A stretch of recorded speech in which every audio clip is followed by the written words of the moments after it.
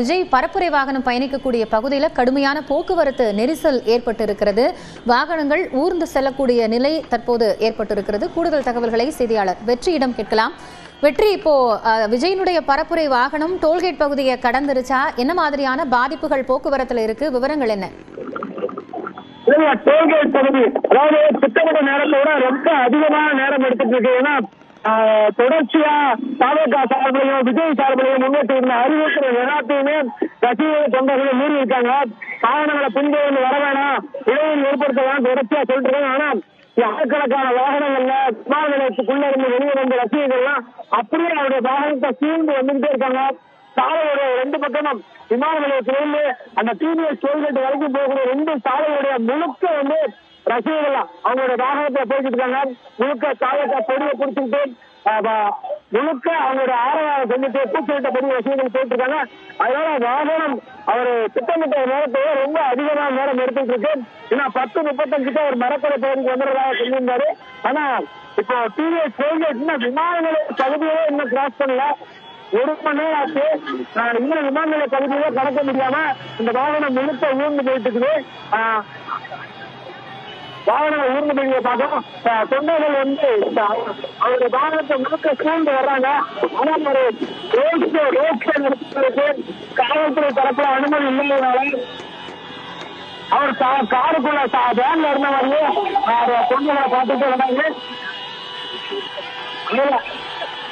வெற்றி, நீங்களும் போக்குவரத்து நெரிசல்ல சிக்கி இருக்கிறத புரிந்து கொள்ள முடிகிறது. விஜய் வரும் வழியில் வழிநெடுகிலும் திரண்டிருக்கக்கூடிய தொண்டர்கள் வாகனத்தை சூழ்ந்திருப்பதால் குறிப்பிட்ட நேரத்தில் திட்டமிட்டபடி விஜயனுடைய பரப்புரை தொடங்குவதற்கான அந்த நேரம் என்பது தாமதமாக இருக்கிறது.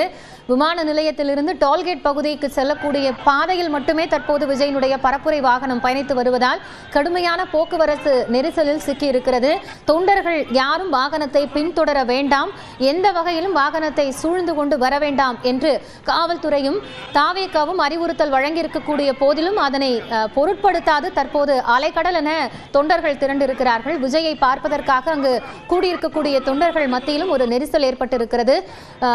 ஆம்புலன்ஸ் வாகனங்கள் செல்ல முடியாத அளவிற்கு போக்குவரத்து நெரிசல் இருப்பதை காட்சிகள்ல பார்க்க முடிகிறது.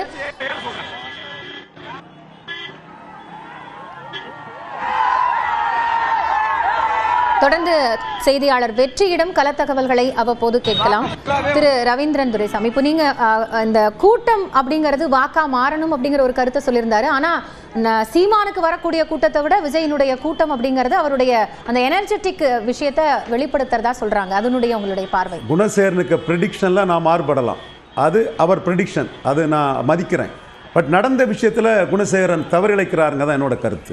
சீமானுக்கு ஓட்டு திமுக வேண்டாம், அண்ணா திமுக வேண்டாங்கிற ஓட்டு அல்ல.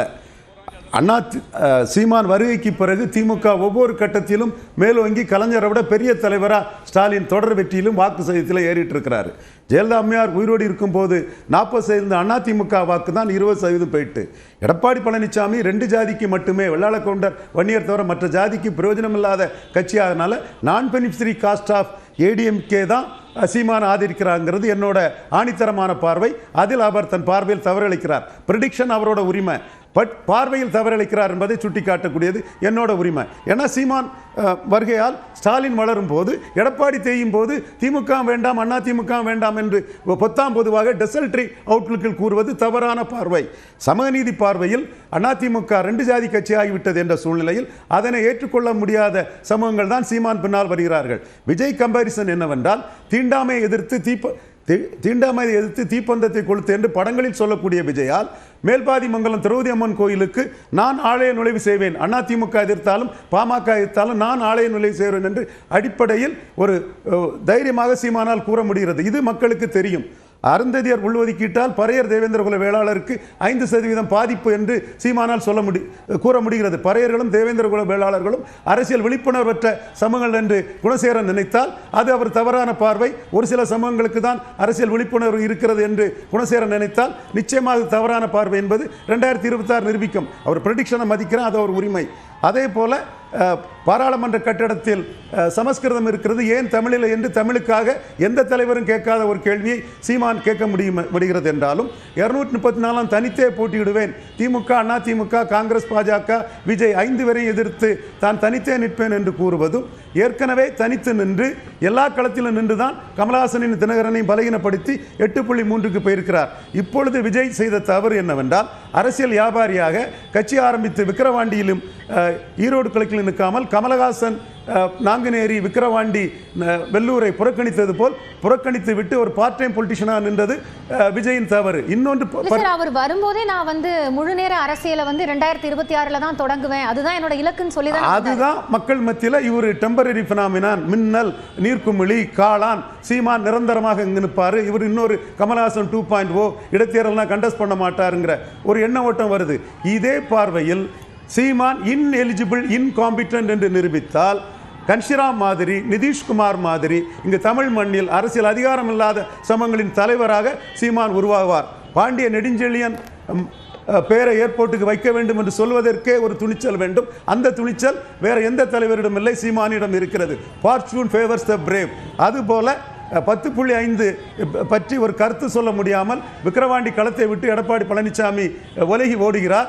அந்த இடத்திற்குள் சீமான் எண்ணி கொடு, அளந்து கொடு, ஜாதிவாரி கணக்கெடுத்து நடத்தி தான் இங்கு சமூக நீதி எல்லோருக்கும் பகிர்ந்தப்பட வேண்டும் என்று எல்லா சமூகங்களுக்காகவும் சீமான் பேசும்போது அங்கும் பிரேவாக ஒரு காரியத்தை சீமானால் செய்ய முடியாது என்பதுதான் சீமானின் பிளஸ். இந்த பிளஸில் தான் மிகப்பெரிய கூட்டத்தை காட்டிய கமலஹாசனை விட 1% இருந்த சீமான் இன்னைக்கு 8.3% உயர்ந்திருக்கிறார். விஜய் குழப்பமாக திருமங்கலம் சரத்குமார் மாதிரி அங்கேயும் இல்லாமல் இங்கேயும் இல்லாமல் வலமும் போகாமல் இடமும் போகாமல் உத்தரப்பிரதேஷ் காங்கிரஸ் மாதிரி நிலைப்பாட்டில் குளறுபடி பண்ணும்போது, நிலைப்பாட்டில் தெளிவாக துணிச்சலாக இருக்கும் சீமானுக்கு அது பெரிய லாபத்தை கொடுக்கும். 2026 அதை நிரூபிக்கும் என்று நான் நம்புகிறேன்.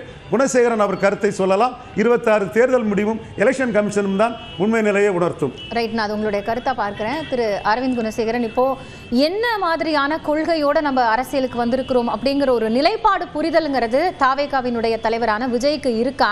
இந்த பயணத்தின் மூலமாக விஜய் எதிர்பார்க்கக்கூடிய அந்த வெற்றி, வரலாறு திரும்பக்கூடிய நிகழ்வு அப்படிங்கிறதுக்கெல்லாம் எவ்வளவு % வாய்ப்பு இருக்குன்னு நம்ம புரிந்து கொள்ளலாம் தற்போதைய யதார்த்தமான அரசியல் நடைமுறையை பொறுத்து? இல்லைங்க, நான் முதல்ல ரவீந்திரன் துரைசாமி சார் பேசினதுக்கான பதில சொல்லிடுறேன். சீமானோட அரசியல் பேச்சுக்கள் ஒரு யாரையுமே இன்னைக்கு தேதி கம்பேர் பண்ண முடியாத அளவுக்கு அவரோட அரசியல் பேச்சுக்கள் இருக்கிறது.